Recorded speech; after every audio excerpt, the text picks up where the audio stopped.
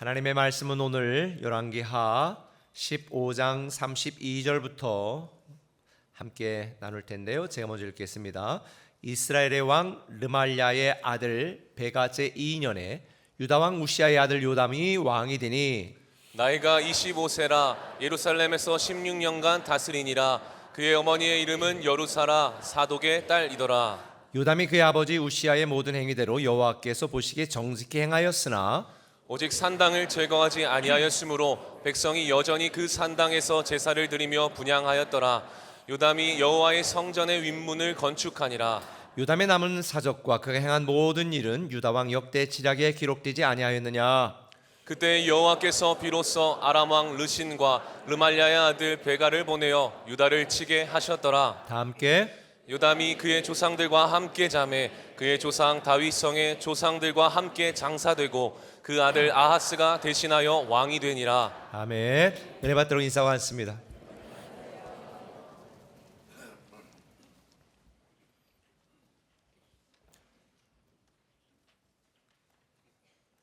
목사로 살아가려면 심장이 튼튼해야 될 것 같습니다.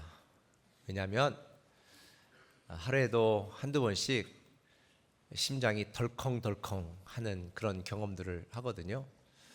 성도님들의 많은 상담과 또 기도 요청을 들을 때 정말 심장이 덜컥 내려앉는 것 같은 그런 당황스러운 순간도 있고 마음이 아플 때도 있고 어떻게 될지 고민이 될 때도 있습니다. 특별히 지금 시대는 초대교회 때처럼 교회 성도들이 다른 믿지 않는 사람들에게 칭찬을 받는 시대가 아니라 믿지 않는 사람들에게 비난과 비판을 받는 시대이기 때문에 그 교회를 섬기는 목회자로서 사실 참 마음이 불편할 때가 많습니다.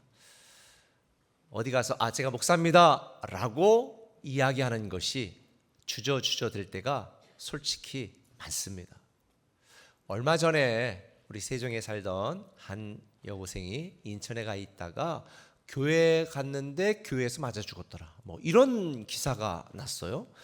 그래서 제가 깜짝 놀래가지고 이게 뭔 일인가 봤더니 그 교회는 정상적인 교회가 아니고 이단 구원파로 알려진 속칭 이단 교회였습니다. 그곳에서 학대를 당하고 또 어려움 속에 목숨을 잃게 되는 정말 안타까운 사건이 있었는데요. 그런 이야기 신문 기사를 볼 때마다 목사가 교회가 막 이러면 제가 이 심장을 어디다 떼놓고 있다가 다시 집어넣고 싶은 심정입니다.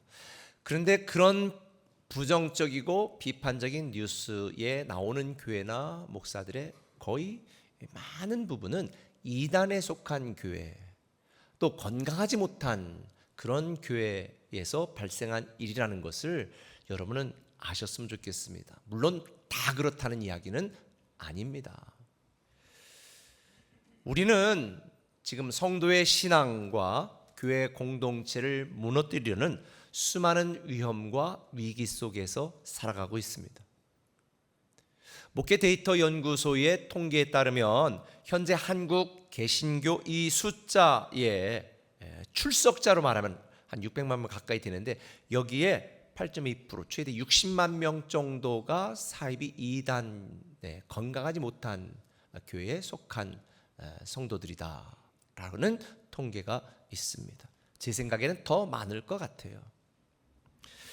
지훈식 박사가 쓴 2050 한국교회 다시 일어난다라고 하는 이 책에 의하면 현재 추세대로 간다면 2050년에는 기독교인이 402만 명 정도로 줄을 것이고 2067년도에는 이단과 사이비에 속한 성도들이 기존 건강한 교회에 속한 성도들의 숫자를 추월할 것이다 라고 예측하고 있으니 정말 비관적입니다. 그러나 이 책이 말하는 것처럼 그렇게 암울한 미래를 예견하는 것뿐만 아니라 그렇기 때문에 교회가 건강한 교회가 돼야 되고 성도들이 깨어 있어야 된다, 이걸 강조하고 있습니다. 사실 지금 한국 교회 안에는 초대교회에 있었던 거짓 교사들처럼 다원주의 신앙을 가진 분들도 있습니다. 겉으로는 정상적인 교회 또 정상적인 목회자처럼 보이지만 안으로 들어가면 부패하고 싹군 목자도 있고 그리고 잘못된 신앙을 갖고 신앙생활하는 성도들도 꽤 있습니다. 그런데 여러분, 신천지 사이비 이단처럼 이런 잘못된 신앙을 가진 사람들은 가정을 파괴합니다. 성도들을 낙심케 하고 분열시킵니다. 그리고 교회를 무너뜨립니다. 올해 신천지 같은 경우는 내부적으로 큰 여러 가지 문제들이 있어서 그거를 호도하기 위해서 올해는 바벨론을 무너뜨리는 해. 예를 들면 바벨론은 교회를 말해요. 그들의 표현으로. 그래서 각 교회로 다 파송해서 성도들을 미혹해 하는 또 이렇게 추수꾼들이 많이 잠입하는 해라는 그런 이야기가 있습니다. 왜 우리 교회가 들어올 때 꼭 이거 찍고 들어오냐? 안 찍고 들어오는 분들은 사실 좀 의심이 됩니다. 합리적인 의심. 그래서 우리는 교회를 지키는 것이 우리의 사명이기 때문에 사실 그러는 거거든요.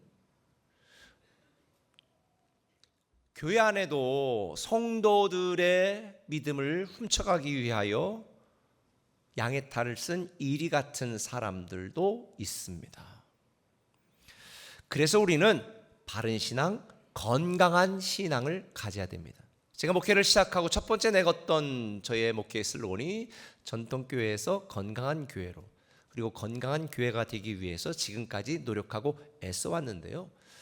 저는 우리 교회가 끝까지 이런 건강한 교회에 대한 정신과 철학과 내용을 계속 이어가기를 저는 기도하고 있습니다. 지금 여름 캠프가 한참 진행되고 있습니다. 은혜 중에 잘 진행되고 있습니다. 그런데 저는 또 고민이 있습니다.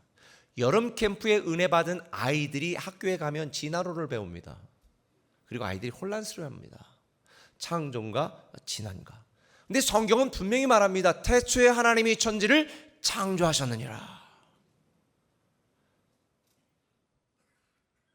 그런데 이 자연주의 존재론자들, 이 무신론자들은 하나님이 없다고 주장을 하고 창조를 부인합니다. 그리고 기독교를 공격하니까 아니다, 과거로 증명할 수 있다, 창조 과학하는 분들도 있고, 또 심지어 과학과 신앙은 다른 게 아니다, 잘 조화롭게 살 수 있다, 나 창조를 믿고 하나님도 믿어, 그런데 진화도 인정해, 그런 유신 진화론자들도 있습니다. 근데 저는 반기독교적인 사람들보다 오히려 진화와 창조를 동시에 인정하는 유신 진화론이 더 문제라고 생각합니다. 무에서 유를 창조할 수 있는 하나님의 능력을 인간의 과학의 수준과 인간의 지식 수준으로 끌어내리고 제한하는 오류가 있습니다. 하나님은 무엇이든지 할 수 있습니다. 무에서 유를 창조하실 수 있는 전지전능한 하나님이심을 믿는다면 그 무언들 못하겠습니까? 여러분들 중에도 진화는 내가 배웠는데 그 과학적 아니야? 과학이 얼마나 신뢰할 수 없는 일정한 부분이 있는지 제가 그래서 제가 과학을 부인하는 건 아니에요. 과학이 우리 사회에 기여한 부분들이 얼마나 많은지 몰라요. 그런데 이 창조신앙과 진화에 대해서, 과학에 대한 이런 부분에 성도들에게 특강을 좀 해야 되겠다라고 지금 열심히 준비하고 있습니다. 우리 교회에 각종 분야의 이 자연과학, 사회과학, 과학의 이제 응용과학 이렇게 몇 가지 종류가 있잖아요. 거기에 있는 전문가들에게 제가 검증도 좀 받고 논의해서 성도들과 함께 나누려고 그러는데요. 저는 진화와 창조는 동시에 믿을 수 없다. 그것은 오늘 본문에서 말하는 것처럼 산당도 인정하고 예루살렘 성전에서 예배도 드려도 된다라고 말하는 혼합주의 신앙입니다. 지금 우리가 살고 있는 시대는 이단이 판을 치고 진리가 조롱받고 혼합주의, 다원주의 신앙으로 성도들이 정말 헷갈리는 이 시대를 살아가고 있습니다. 이런 상황 속에서 우리가 건강한 신앙생활을 하려면 어떻게 될까?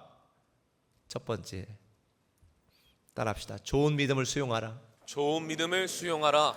오늘 본문에 보면 34절에 같이 읽습니다. 요담이 그의 아버지 우시아의 모든 행위대로 여호와께서 보시기에 정직히 행하였으나 요담은 그의 아버지 우시아가 하나님을 섬겼던 좋은 모습을 보았습니다. 그리고 그의 믿음을 좋은 믿음만 수용했습니다. 그리고 하나님 보시기에 정직히 행했습니다. 이 요담의 어머니는 여루사라고 사독의 딸이다라고 되어 있는데, 사독은 그 유명한 제사장, 요즘 말로 하면 목사 딸입니다. 제사장의 딸이었습니다. 그래 믿음이 얼마나 좋았겠습니까? 뭐 요즘은 꼭 좋은 사람 다 좋은 건 아니에요. 요즘 목사 딸이라고 다 믿음이 좋은 건 아니에요. 근데 과거에는 거의 대부분 다 제사장의 자녀들은 어릴 때부터 철저한 훈련과 교육을 받았기 때문에 믿음이 있었고, 요담은 이 어머니의 좋은 믿음을 수용함으로 믿음으로 살게 된 거죠. 우리가 신앙생활 하려면 좋은 믿음을 수용해야 됩니다. 여러분이 아무리 교회를 오래 다녔어도 나쁜 믿음, 잘못된 믿음, 병든 믿음을 보고 배우고 수용하면 건강한 신앙생활 할 수가 없습니다. 그래서 우리에게는 영적 분별력이 필요한 거지요. 내가 중심이 아니고 하나님 중심으로 바라볼 수 있는 이 영적 분별력이 있어야 돼요. 영적 분별력은 알미 있어야 되고 지식이 있어야 됩니다. 그래서 양육받으라는 거예요. 여러분들이 세상에서 주어들은 그 파편적인 지식을 가지고 여러분의 인생을 판단하고 평가하는 것 얼마나 무지한 일인지 아세요? 우리가 살고 있는 시대에 얼마나 많은 무익한 정보들이 떠돌아다니고 있습니까? 그런 세상적인 관점에서 내 인생을 바라보고 교회와 신앙을 생각하는 것은 정말 멍청한 짓입니다. 우리는 영적인 관점에서, 신앙적인 관점에서 인생을 바라봐야 됩니다.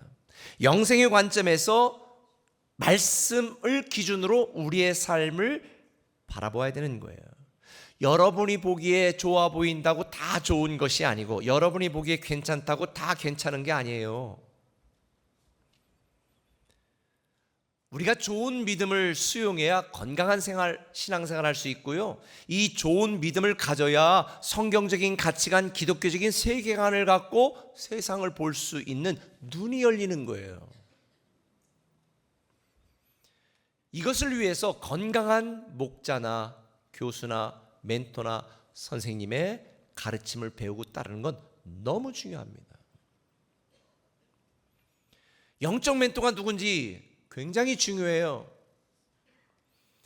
저는 아버님이 목회자였기 때문에 아버님이 목회하는 것을 보면서 자랐습니다. 아버님은 늘 목사는 싹군 목자가 되면 안 된다. 목자는 양을 위해 목숨을 걸고 희생해야 된다. 참 목자가 돼야 된다. 굉장한 열정이 있으셨던 분이에요. 그래서 70세 정년 포기하고 다음 세대를 위해서 한국 나이로 61세 그만두고, 젊은 사람이, 아는 사람이, 배운 사람이 더 교회를 섬겨야 된다라고 물러나셨거든요.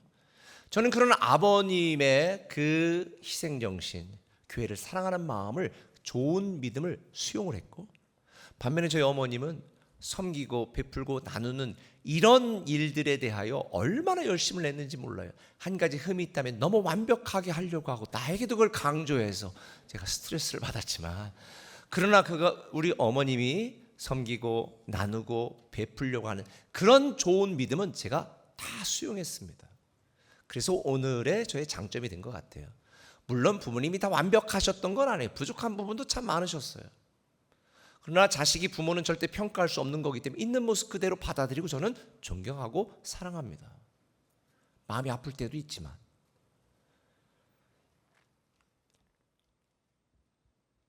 저는 여러분들도 좋은 믿음만 수용했으면 좋겠어요.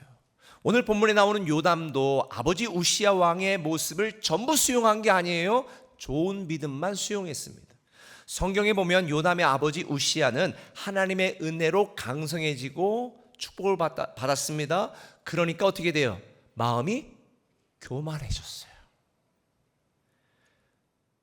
잘 안 되고 힘들 때는 하나님 찾다가, 뭐 여러분들도 마찬가지네. 조금 잘 되고 먹고 살만하면 아이고 놀러 가야지, 캠핑 가야지, 여름 휴가. 그래서 이 우시아는 제사장만 들어가 하나님을 섬기고 분향할 수 있는 성전에 들어가 내가 직접 하겠다라고 스스로 분향을 하려고 했습니다. 그러다가 나병이 걸렸습니다. 이때 장면을 성경은 이렇게 말합니다. 역대하 26장 16절. 그가 강성하여 침해 그의 마음이 교만하여 악을 행하여 그의 아버지 하나님 여호와께 범죄하되 곧 여호와의 성전에 들어가서 향단에 분향하려 한지라. 누가? 우시아가 강성해지니까 교만해서 직접 분향하라 했어. 그랬더니 19절에 우시아 제사장들 앞에서 그 이마에 뭐가 생겼다? 나병이 생겼다는 거예요. 요담은 이런 아버지 우시아 왕의 교만함과 변질을 된 믿음을 답습하지 않았습니다. 성경을 보면 요담은 평생 동안 아버지처럼 실수하지 않으려고 조심을 했습니다. 그게 어디에 나오냐면 그 역대하 27장 2절 그 다음에 요담에 대한 이야기가 소개됩니다. 요담이 그의 아버지 우시아의 모든 행위대로 여호와 보시기에 정직하게 행하였으나 어디에는 들어가지 아니하였고 여호와의 성전에는 들어가지 아니하였고.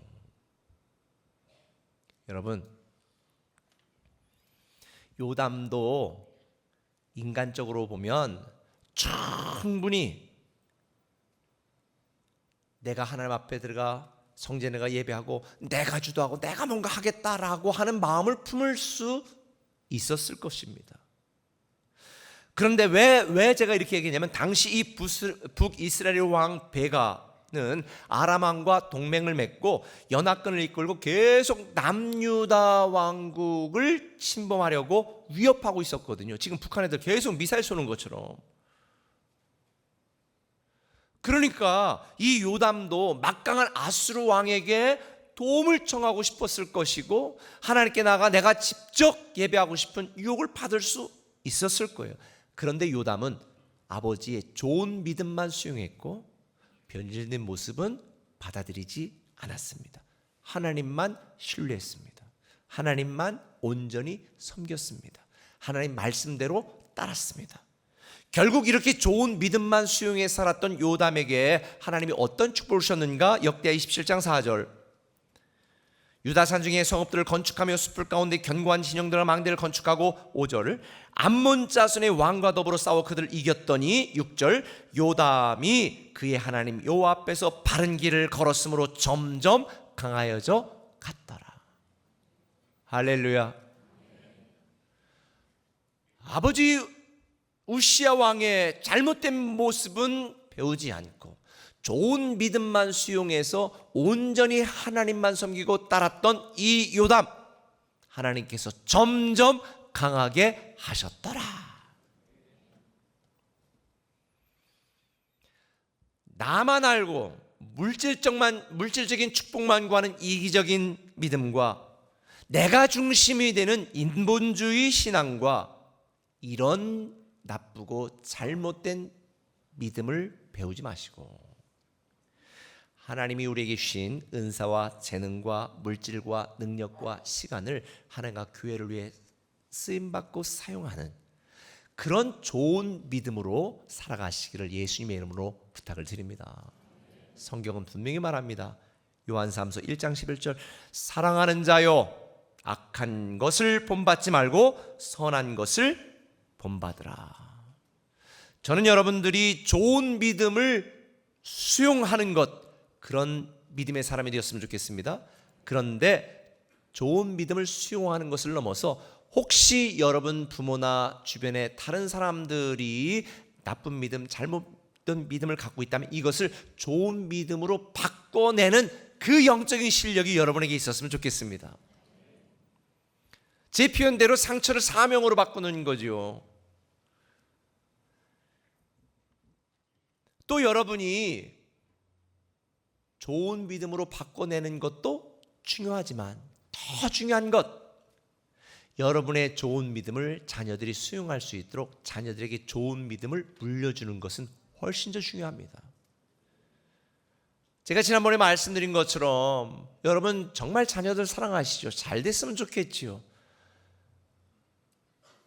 여름 캠프 가는 것보다 학원에 가서 더 열심히 공부했으면 좋겠죠. 그것은 좋은 믿음이 아니에요. 자녀에게 좋은 걸 물려주는 게 아니에요. 망하는 걸 물려주는 거고요. 인본주의 신앙을 물려주는 거고요. 나쁜 신앙을 물려주는 거예요. 제가 늘 얘기하지만 생계가 보장되지 않아도, 내게 어려움이 있어도, 내게 문제가 있어도 우리 하나님을 잘 섬기자, 이런 좋은 믿음을 자녀들이 물려받을 수 있다면 그 자녀는 반드시 점점 더 강해지고 성공하고 하나님의 축복을 누리게 되어 있는 줄 믿으시길 바랍니다. 그런데 자녀는 부모의 뒷모습을 보고 자라기 때문에 여러분이 말로만 하지 마시고 여러분의 삶으로 보여주는 거예요. 묵묵히 자녀가 때로 가기 싫다 그러면 화를 내면 알았어, 엄마는 가서 널 위해 기도하고 올게, 아빠는 오늘 예배 드릴게, 이런 모습을 보여주면 자녀들은 그때는 반항하는 것 같지만 언젠가 우리 부모님은 어려울 때 교회 가서 기도하셨어, 참 바쁘고 힘들 때도 예배에 빠지는 것을 두려워하셨어, 이런 좋은 믿음을 자녀들이 보고 배우게 되는 거예요. 삶으로 가르치는 거죠. 저는 여러분들이 좋은 믿음만 수용하고 잘못된 믿음과 나쁜 믿음은 다 배격하는 여러분이 되었으면 좋겠습니다. 그래서 혹시 여러분들이 교회 안에서도 무슨 문제가 있다, 조금 여러분의 불만이 있다, 자녀들 앞에서는 절대 얘기하지 마세요. 자녀들의 영혼을 파괴하는 거예요. 그냥 혼자 고민하고 혼자 화장실 가서 혼자 얘기해요. 자녀들 앞에서 목사님이 어떻고 우리 교회가 어떻고 막. 이거는 자녀들의 신앙과 영성을 파괴하는 거예요. 왜? 그런 말을 들으면 교회는 나쁜 곳이고 목사는 나쁜 놈이고 교회 집사들은 나쁜 년이네, 이렇게 생각을 하면요, 아이들이 신앙생활에 얼마나 부정적인 생각을 가져요. 우리는 컸으니까 어른이니까 그걸 받아들일 수 있고 판단할 수 있지만 애들은 그걸 잘 몰라요. 제가 뒤에 요거 붙인 거는 취소입니다. 그런 거는 수용하지 마세요. 우리가 건강한 신앙생활 하려면 두 번째 한번 따라합시다. 편한 신앙을 거부하라. 편한 신앙을 거부하라. 뭐를 거부하라고요? 편한 신앙을 거부하세요. 34절에 보니까 요담이 그의 아버지 우시아의 모든 행위대로 여호와께서 보시기에 정직 행하였으나 오직 뭐는 제거하지 않았다? 산당은 제거하지 아니하였으므로 백성이 여전히 그 산당에서 제사를 드리며 분향하였더라. 아버지의 모든 좋은 모습만, 좋은 믿음만 수용해 정직하게 행했던 요담이었지만 산당은 제거하지 않았습니다. 오직, 그러니까 다른 건 다 했는데 유일하게 산당만은 제거하지 않았다라고 말하는 거예요. 왜 산당을 제거하지 않았을까요? 굳이 산당까지? 굳이? 이런 생각이 들었을 거예요. 산당 정도는 우리가 우상을 섬기는 것도 아니고 하나님을 섬기는 거니까 이 정도는 문제되지 않을 거라는 생각에 방치한 거죠. 제가 아까 말했던 유신진화론,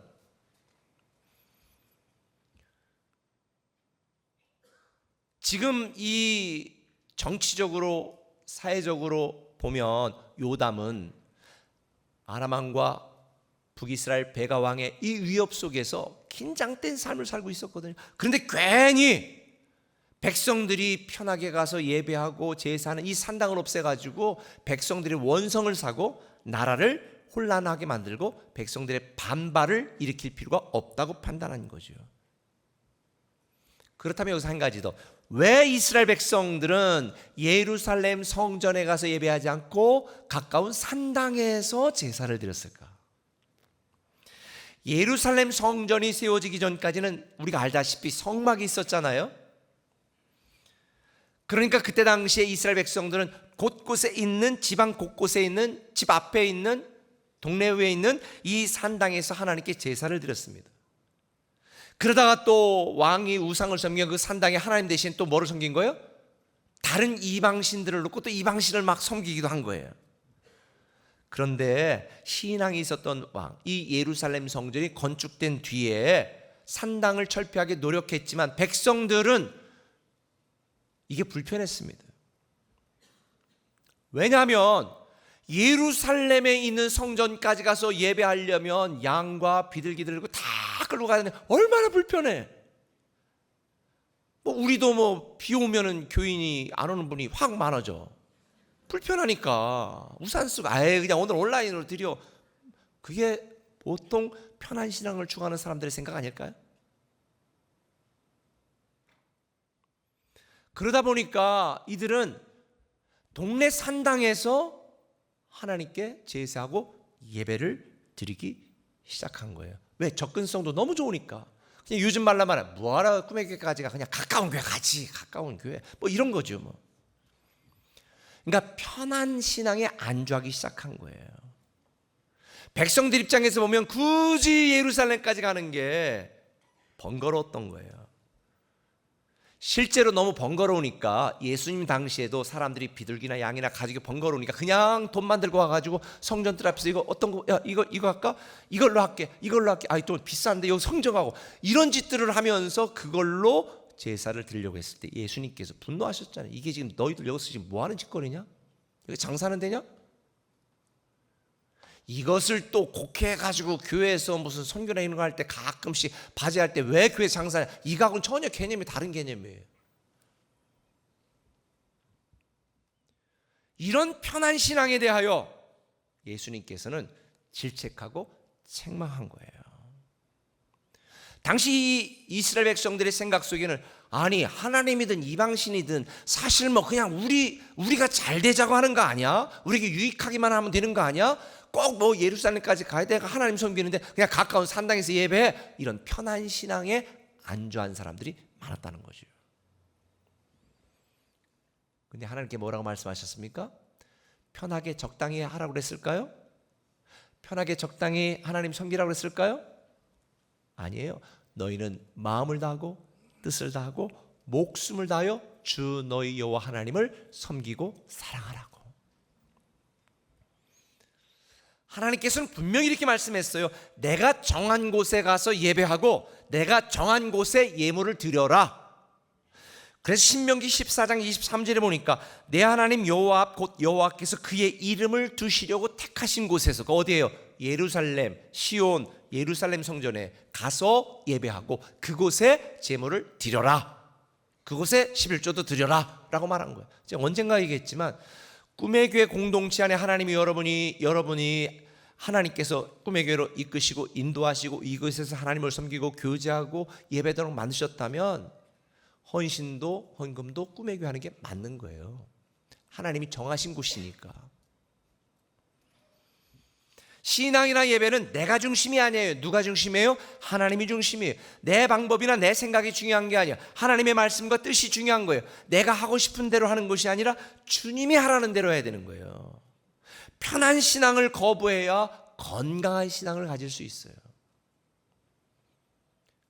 예배 온라인 드릴 수 있습니다. 제가 늘 얘기하지만 코로나 때 못 올 경우에는 그럴 수도 있어요. 그런데 지금은 다 올 수 있기 때문에 굳이 비가 오고 굳이 날이 뜨겁고 굳이 힘들어도 어떻게 해야 돼요?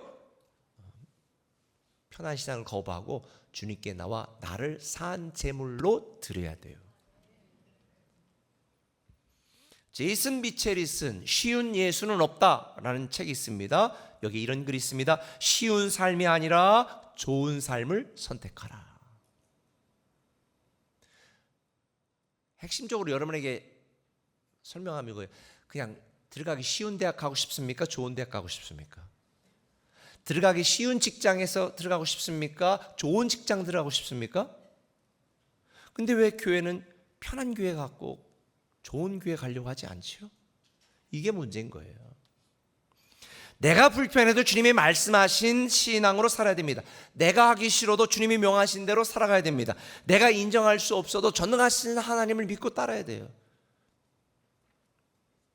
적당한 믿음, 편한 신앙의 유혹을 거부하세요. 여러분의 상황과 환경을 초월하여 타협하지 마시고 정말 목숨 걸고 믿음을 지키는 이 불편한 믿음을 선택해야 됩니다. 편한 신앙을 거부한다는 의미는 불편한 믿음을 선택한다는 의미예요. 그래야 건강한 신앙생활을 할 수 있어요.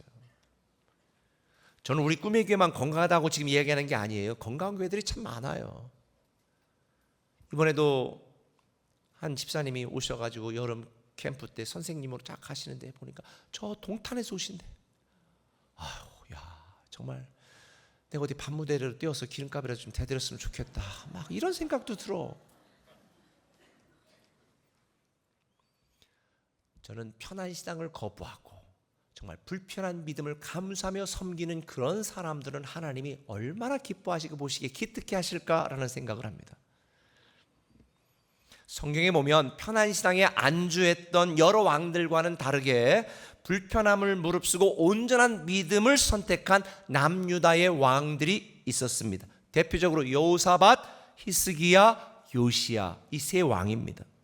역대하 17장 3절에 보니까 여호와께서 여호사밧과 함께 하셨으니 그가 전심으로 여호와의 길을 걸어 산당들 뭐 했더라? 제거했더라. 역대하 32장 12절 히스기야가 여호와의 산당들과 제단들을 제거했다. 이방 산당에 누구의 산당? 여호와의 산당. 그냥 가까이 가서 편하게 예배했던 이런 것들을 다 없애버렸다는 거예요. 왜? 하나님이 정한 곳 예루살렘을 예배해라 그랬으니까 가야지. 역대하 34장 1절 요시야가 그 산당들과 모든 것들을 어떻게 했다? 제거해버렸다. 그런데 지금 이 열왕기 상하를 우리가 계속 말씀을 나누면서 잘 보세요. 이 세 왕들의 시대의 특징은 이들이 왕으로 다스릴 때에 남유다의 위기가 해결되고 나라가 평안했다는 거예요. 지도자가 편한 신앙을 거부하고 불편한 믿음으로 살기로 결단하니까 성도들이, 백성들이 편안해졌다는 거예요. 저는 저 개인적으로도 굉장히 도전을 받습니다. 내가 불편하게 살고 내가 힘든 길을 선택하면 성도들이 편해진다. 근데 목사가 편해지려고 그러고 목사가 쉬운 길을 가려고 하면 성도들이 어려워진다. 전 이걸 여기서 다시 한번 깨달았어요. 가정적으로도 마찬가지예요. 부모님들이 힘들고 어렵게 신앙생활하면 자녀들이 편하지 마. 야, 우리 노세 젊어서 노세야 교회 갈 거 없다. 우리 나중에. 그리고 그렇게 부모님들이 편한 신앙으로 자녀를 양육하면 자녀들의 미래는 어려워진다.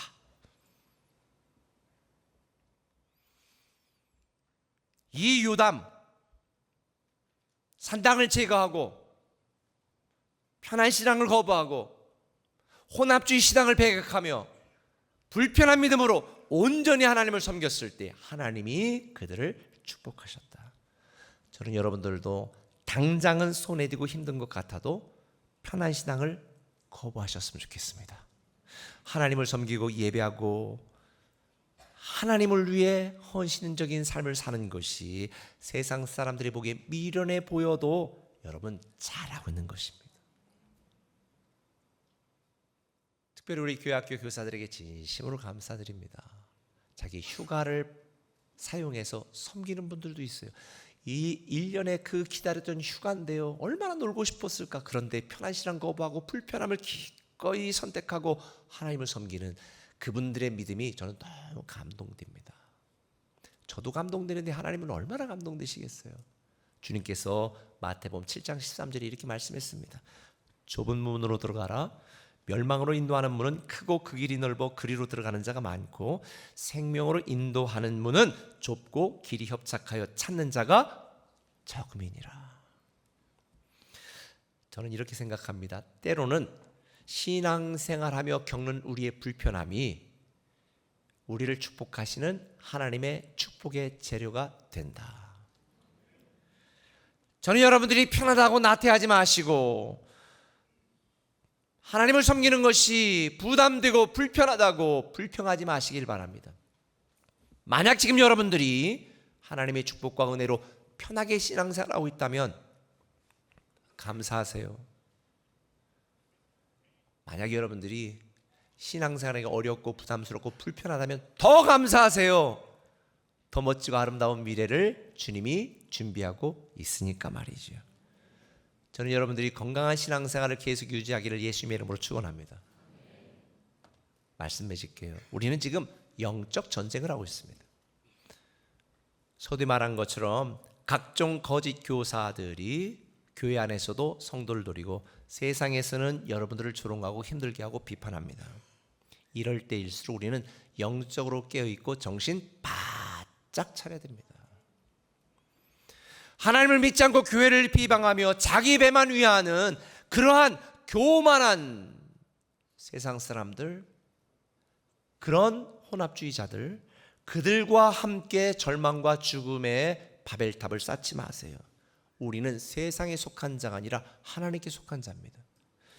요한일서 4장 5절은 말합니다. 그들은 세상에 속한 거로 세상에 속한 말을 한다. 진화가 맞다.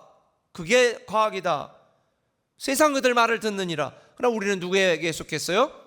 하나님께 속하였으니 하나님을 아는 자는 우리의 말을 듣고 하나님의 말을 듣는 거예요. 저는 여러분이 세상 풍조를 따르지 않고 예수님을 따르는 예수님의 제자가 되었으면 좋겠습니다. 오늘 많은 성도들이 입술로는 주여 주여 하면서 주님을 주님으로 인정하지 않습니다. 심지어 어떤 성도들은 베드로처럼 주님 그러면 안 돼요. 주님을 가르칩니다. 오늘날의 교회 안에도 있습니다. 목사 그렇게 하면 안 된다고 가르치는 분들도 계세요. 저는 우리 교회가 영적인 질서가 좀 있었으면 좋겠습니다. 양은 목자의 음성을 듣는 거예요. 만약 이 목자는 싹군 목자야 그러면은 정말 여러분이 섬기고 여러분이 인정할 만한 그런 목자에게 가는 게 여러분의 신앙을 위한 길입니다. 그런데 양은 목자의 음성을 들어요.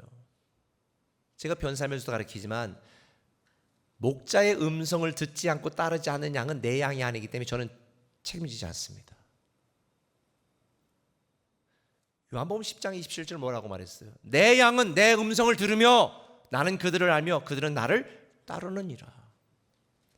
우리 꿈의 교회에서 수많은 목자들도 있고 목사도 있고 수많은 교사들도 있습니다. 인간적으로 볼 때는 부족한 부분이 있을 수도 있지만 하나님이 세우셨으면 그들을 존중하고 인정하고 따르고 신뢰하는 것이 우리 꿈의 교회에 주신 하나님의 영적인 질서입니다. 지금 여러분은 누구의 말을 신뢰하고 있습니까? 세상 사람들의 말을 신뢰합니까? 아니면 하나님의 말씀을 신뢰하고 있습니까? 아니면 여러분을 위해 기도하고 있는 목회자의 말을 따르고 있습니까? 아니면 주변 사람들의 말을 듣고 요동치고 있습니까? 건강한 신앙생활하고 싶다면 이 두 가지 꼭 기억하십시오. 좋은 믿음을 수용하십시오. 편한 신앙을 거부하십시오. 저는 여러분 모두가 우리 꿈의 교회 공동체 안에서 건강한 신앙생활의 복을 누리기를 예수님의 이름으로 축원합니다. 우리 찬양하기도 합시다. 내 마음의 주를 향한 사랑이.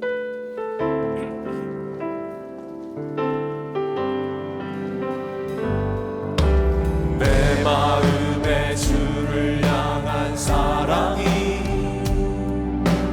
나의 말엔 주가 주신 진리로 나의 눈에 주의 눈물 채워주소서. 내 입술에 찬양의 향기가 두 손에는 주를 닮은 섬김이 나의 삶의 주의 흔적 남게 하소서. 하나님의 사랑이 영원히 함께하리. 십자가의 길을 걷는 자에게 순교자의 삶을 사는 이에게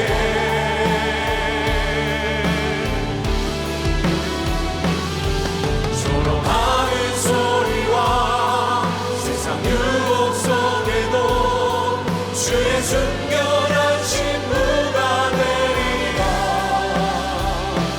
내 생명 주님께 드리리. 하나님의 사랑이 영원히 함께하리. 십자가의 길을 걷는 자에게 순교자의 삶을